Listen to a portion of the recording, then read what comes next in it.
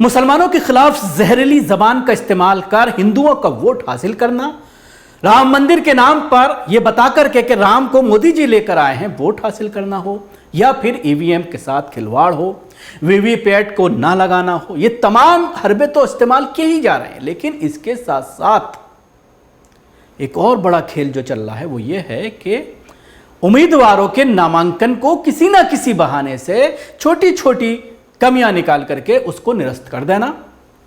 अब सवाल यही खड़ा होता है कि आज़ादी के बाद से जिस तरह से आरएसएस ने अपने लोगों को जगह जगह पर सेट किया है, और ख़ासतौर से हिंदुत्व की भट्टी जो है वो गुजरात को कहा जाता है।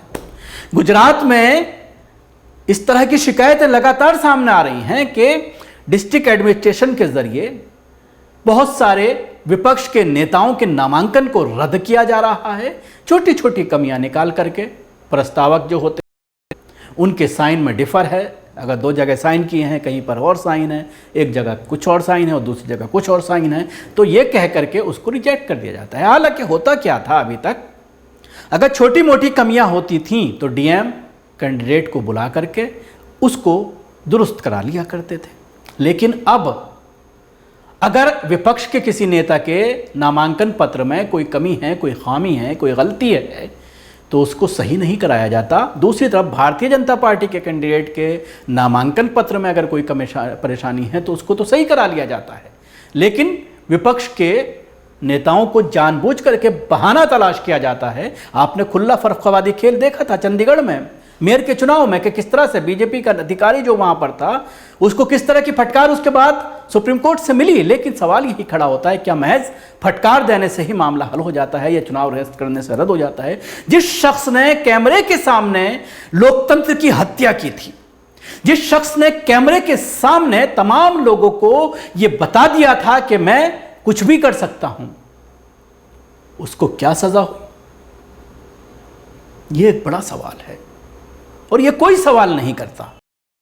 तो भी जब सुप्रीम कोर्ट के जरिए कांग्रेस ने या आम आदमी पार्टी ने इस फैसले के बाद बड़ी खुशी का इजहार किया था और सुप्रीम कोर्ट की तारीफ की गई थी और कहा गया था कि हमें हक मिल गया, लेकिन उसके बाद किसी ने भी पूछा सुप्रीम कोर्ट से कि क्या उस शख्स के खिलाफ कोई एक्शन लिया गया, क्या उसे सलाखों के पीछे पहुंचाया, क्या उसको एक मिसाल बनाने की कोशिश की गई कि ये एक मिसाल पैदा की जाए ताकि आइंदा कोई इस तरह की लोकतंत्र की हत्या करने की कोई सोचे भी नहीं, उसे इबरत का निशान बना दिया जाए। इबरत का निशान तो छोड़ दीजिए, उसको गिरफ्तार तक नहीं किया गया। तो सवाल यही है कि जो लोग, जो अधिकारी सरकारों में रहते हुए पार्टी के लिए काम कर रहे हैं, किसी विशेष पार्टी के लिए काम कर रहे हैं, उसमें चाहे लोकतंत्र की हत्या हो रही हो, संविधान की हत्या हो रही हो, उसका ख्याल नहीं कर रहे हैं, अपने पद की गोपनीयता, अपने पद के किरदार को पूरी तरह से नहीं निभा रहे हैं, जो उन्होंने शपथ ली थी अपने पद पर बैठने से पहले कि वो संविधान को मानेंगे, वो उस संविधान को ताक पर रख रहे हैं। तो ऐसा ही एक मामला सामने आया सूरत में। कांग्रेस के उम्मीदवार को का नामांकन रद्द कर दिया गया कमियां निकाल करके। उसके बाद 7 और उम्मीदवार थे जिनमें एक बसपा का भी थे। तमाम लोगों ने डर के मारे, उन्हें डराया गया, धमकाया गया और उन्होंने नामांकन वापस ले लिए। चुनाव होने से पहले ही उनको एमपी घोषित कर दिया गया। भारतीय जनता पार्टी का जो उम्मीदवार था मुकेश दलाल, उसको निर्विरोध चुन लिया गया है। प्रदेश बीजेपी के अध्यक्ष CR पाटिल ने इसकी जानकारी ट्वीट करके दी है। ये ट्वीट आप देख सकते हैं अपने टीवी स्क्रीन पर। इस ट्वीट के जरिए उन्होंने बताने की कोशिश की है कि किस तरह से हमारी पार्टी का जो उम्मीदवार था उसको चुन लिया गया है। सूरत में कांग्रेस उम्मीदवार नीलेश कुंभानी का नामांकन रद्द हो गया है। वहीं इस सीट से बीएसपी के प्यारे लाल भारती ने अपना नामांकन वापस लिया। उसके साथ ही 6 और निर्दलीय मैदान में थे, उन्होंने भी अपना नामांकन वापस ले लिया है। इसके बाद मैदान में कोई भी उम्मीदवार नहीं बचा था। ऐसे में बीजेपी के मुकेश दलाल निर्विरोध चुन लिए गए। बाकी सारे उम्मीदवारों ने भी अपनी उम्मीदवारी वापस ले ली थी। कांग्रेस ने आरोप लगाया है कि गुजरात कांग्रेस प्रमुख शक्ति सिंह गोहिल ने आरोप लगाया कि सूरत लोकसभा क्षेत्र से पार्टी के उम्मीदवार का नामांकन फॉर्म बीजेपी के इशारे पर खारिज कर दिया गया था, क्योंकि उसे चुनाव में हार का एहसास हो गया है। गोहिल ने इस घटनाक्रम को लोकतंत्र की हत्या करार दिया। फॉर्म में प्रस्तावकों के हस्ताक्षरों में कथित विसंगतियां को लेकर पार्टी उम्मीदवार नीलेश कुंभानी का नामांकन फॉर्म रद्द करने के रिटर्निंग अधिकारी के फैसले के खिलाफ गुजरात उच्च न्यायालय में याचिका दायर करने की बात कांग्रेस के जरिए कही गई है। कांग्रेस सूरत निर्विचार क्षेत्र से चुनाव मैदान से बाहर हो गई है। सूरत से उम्मीदवार सुरेश पसवाड़ा का नामांकन फॉर्म भी अमान्य कर दिया गया है। रिटर्निंग ऑफिसर सौरभ पार्थी ने अपने आदेश में कहा है कि कुंभानी और पड़साला के जमा किए गए 4 नामांकन फॉर्म प्रथम दृष्टया प्रस्तावकों के हस्ताक्षरों में विसंगतियां पाए जाने और वास्तविक नहीं लगने के बाद खारिज कर दिए गए हैं। गोयल ने आरोप लगाते हुए कहा है कि बीजेपी परेशान है क्योंकि उसे ये एहसास हो गया है कि इस बार चुनाव में स्थिति उनके अनुकूल नहीं है। इसने कांग्रेस उम्मीदवारों के फॉर्म को किसी भी तरह से रद्द करने की साजिश रची है।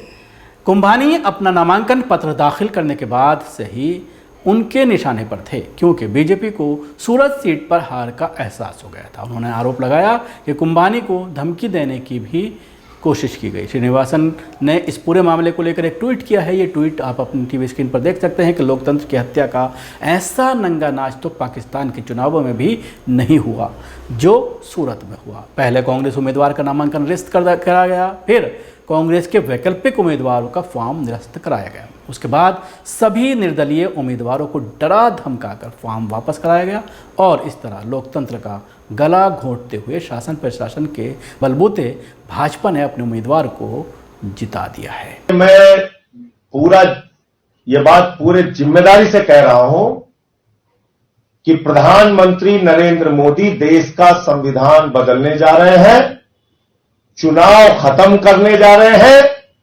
दलितों, पिछड़ों, आदिवासियों का आरक्षण खत्म करने जा रहे हैं। देश के 85% लोगों के पीठ में छुरा मारने की तैयारी है। इस देश की जनता के पीठ में छुरा मारने की तैयारी है। इस देश की जनता को चुनाव से वंचित किया जाएगा। सूरत एक झांकी है, पूरा देश बाकी है। सूरत में चुनाव खत्म हुआ है, पूरे देश में चुनाव खत्म होगा। यह प्रधानमंत्री नरेंद्र मोदी की सोच है। तानाशाही लाना चाहते हैं। 24 का चुनाव अंतिम चुनाव है। इस देश के लोगों, इस बात को याद रखना, यह अंतिम चुनाव है आपका।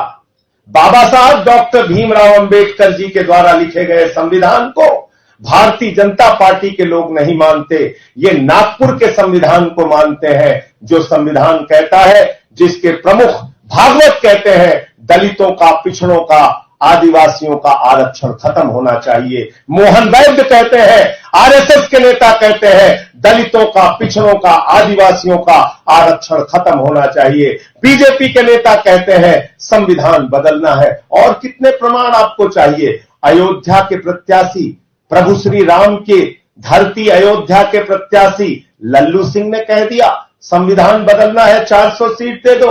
और प्रभु श्री राम का अभिनय कर चुके अरुण गोविल, उन्होंने भी कह दिया कि 400 सीट दे दो, संविधान बदलना है। देश का संविधान ये लोग बदलेंगे, वोट की ताकत आपकी खत्म करेंगे।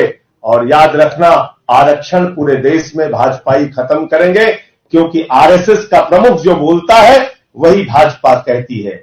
आरएसएस का प्रमुख जो बोलता है वही भाजपा का संविधान है। ये बाबा साहब के संविधान को नहीं मानते, ये भागवत के संविधान को मानते हैं। और भागवत तो पहले ही कह चुके हैं आरक्षण खत्म होना चाहिए। मोहन वैद्य कह चुके हैं आरक्षण खत्म होना चाहिए। देश के दलितों, पिछड़ों और आदिवासियों को सावधान हो जाना चाहिए, सजग हो जाना चाहिए। इस देश के लोगों को सजग हो जाना चाहिए। वोट का अधिकार उनका छीना जाएगा। सूरत तो झांकी है, पूरा देश बाकी है। अभी सूरत में चुनाव खत्म हुआ, अब पूरे देश में चुनाव खत्म होगा। आरएसएस में चुनाव होता है क्या? चुनाव होता है आरएसएस में? आरएसएस के प्रमुख का कोई चुनाव नहीं होता। आरएसएस चुनाव की पद्धति में यकीन नहीं रखती।